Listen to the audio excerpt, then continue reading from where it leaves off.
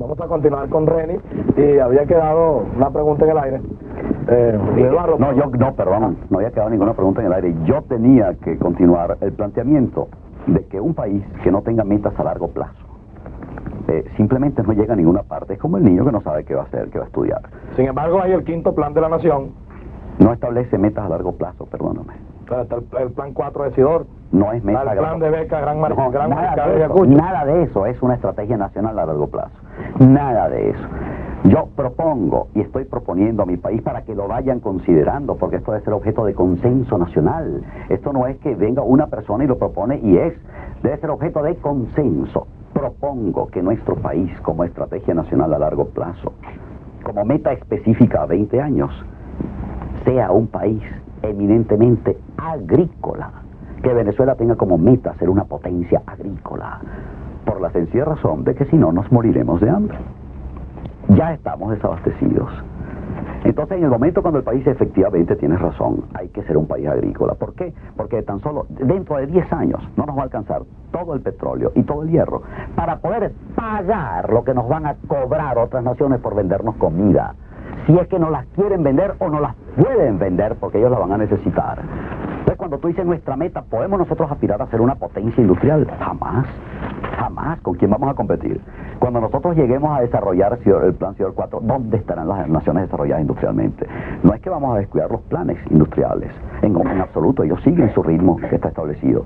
Pero como meta nacional, que Venezuela sea un país agrícola. Y entonces tú comienzas desde los niños en kindergarten a educarlos en ese sentido. Los niños de primaria, los estudiantes de bachillerato, los estudiantes universitarios, los industriales. Cada venezolano sabe que su país debe ir a ser un país agrícola en 20 años. De repente los venezolanos tenemos un propósito común que hasta ahora no tenemos. Y un país que no logre que sus habitantes tengan un propósito común a largo plazo, jamás llegará a ser una gran nación. Entonces, para ti el propósito común es el que Venezuela sea un país agrícola. En 20 años. Ahora, ¿cómo se lo vas a meter en la cabeza a la gente? Porque es cierto que la gente que viene de otra latitud sabe que la tierra de Venezuela se siembra una semilla hoy y da una cosecha mañana. Y tú, que has estado mucho tiempo en Europa, en muchos viajes que has hecho, sabes que de repente los tulipanes se cosechan en las carreteras de Holanda. Ahora, ¿cómo se lo dices a un señor que no está acostumbrado a sembrar la tierra? Miriam, no te has dado cuenta, pero ya comencé a decírselo. Ya este concepto ya está sembrado en la mente de cada uno de los venezolanos que acaba de escucharme. Y ya cada uno de los venezolanos que me acaba de escuchar está pensando efectivamente, nosotros tenemos que convertirnos en país agrícola, porque si no nos vamos a morir de hambre. Nosotros y nuestros hijos, y los hijos de nuestros hijos. Ya el concepto ya está comenzando a germinar. Después tú lo que dedicas es todos los expertos en este país, toda la gente capacitada, que sobra gente capaz en Venezuela, pénsame. Aquí hay talento, pero por carretadas, simplemente que es desaprovechado. Y a planificar la nación para que logre dentro de 20 años ser consenso hace falta. Sin consenso esto no se puede. Llegue a ser un país eminentemente agrícola. Eso es cuestión de educación, de formación a nivel en las escuelas, como te dije, en las universidades, que cada venezolano sepa cómo. Para eso hay que planificarlo y divulgarlo. Uno evalúa un problema, informa a los interesados acerca de ese problema, después persuade a los interesados de qué debe hacerse y después se toma la acción. Eso no, es una cosa a 20 años que ya he sembrado el germen. Señores, propongo que seamos un país agrícola en 20 años como estrategia nacional de nuestra patria. Ya está sembrado el germen. Pero la plataforma del gobierno no ha hecho nada, René, en cuanto al nivel agrícola. Para comenzar, está partiendo de una base equivocada. Ha querido sostener una reforma agraria que no sirve. Ha querido sostener una reforma agraria que sigue el modelo mexicano. La reforma agraria mexicana nace en 1911, Luis, cuando cae Porfirio Díaz, donde fructificó el latifundio, donde solamente una hacienda mexicana medía 1 millón de hectáreas, el 0,5% de la superficie de México.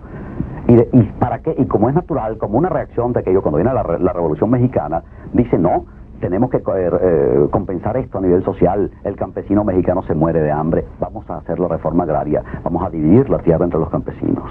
Después de 50 años, sin embargo, la reforma agraria mexicana que dividió la tierra y se olvidó de que la agricultura es una agroindustria, que es una industria biológica, el único resultado que te puedo dar para que veas qué pasó con la reforma agraria mexicana es que el 17.5% de los niños mexicanos rurales hoy se mueren de hambre. Y ese es el modelo que sigue Venezuela. En cambio, tú tienes la Unión Soviética, Canadá, los Estados Unidos, que interpretaron la agricultura como debía ser, una industria biológica, donde tú tienes enormes extensiones de tierra, de terreno que abarca varios estados, que la composición de aquel suelo, su pH, su contenido de nitrógeno, la influencia eólica, las aguas de escorrentía, la densidad pluviométrica, todo aquello configura aquello para un cultivo determinado. Y gracias a eso tú tienes el cinturón de trigo en los Estados Unidos, que abarca estados enteros, no importa de quién es la tierra, dice siempre es trigo. Y por eso es que Estados Unidos tiene trigo para darle al mundo entero.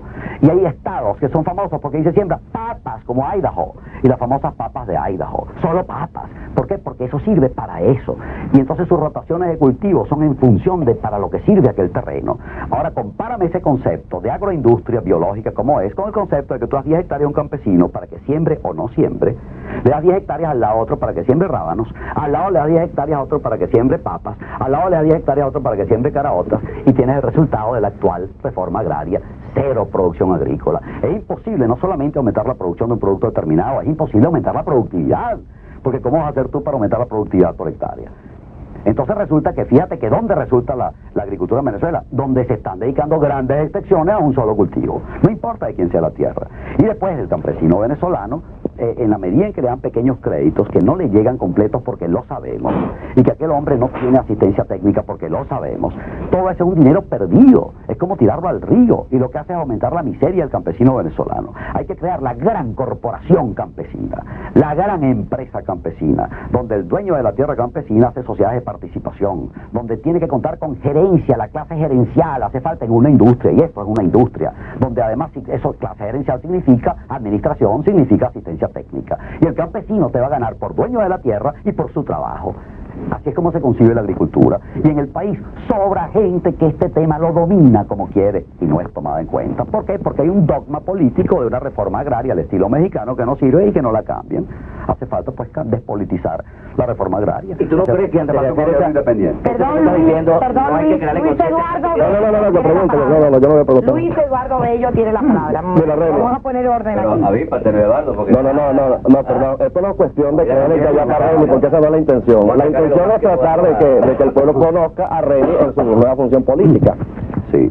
Entonces, Remy, si los partidos políticos, siendo corporaciones organizadas, han fracasado en esta reforma agraria, teniendo muchos técnicos dentro de sus partidos, ¿cómo vas a lograr tú que los independientes se organicen en tan corto tiempo para garantizar ese plan majestuoso del que tú estás hablando? Déjame decirte, de paso le vendría muy bien Bueno, al país, porque todo el mundo lo que le desea es lo mejor a su país. Déjame decirte, el problema de los partidos políticos es que ellos no son pragmáticos, ellos son dogmáticos.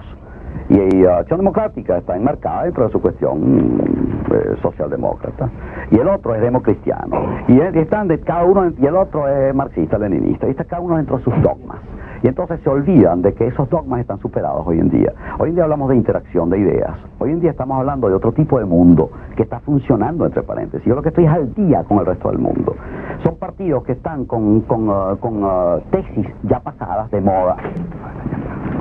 Son partidos que sus teorías ya no son operantes dentro del mundo hoy en día. Acción Democrática está con esquemas psicopolíticos de hace 40 años. Entonces, ¿por qué operan y por qué tienen 1.300.000 gente que vota por ellos? No, perdón, tienen 700.000. Bueno, 700.000 personas. Del 1.300.000 que había Perdón, dicho. 700, 800, 1 millón, no importa. 800.000. No importa la cifra. Casi 800.000. Entonces, ¿por qué Acción Democrática tiene Perdón, ¿tú una crees o no mayoría de gente en el país que está creyendo que Acción Democrática tiene razón? No, ya no está creyendo nada, la gente no come cuentos. Pero sí, Perdón, una pregunta.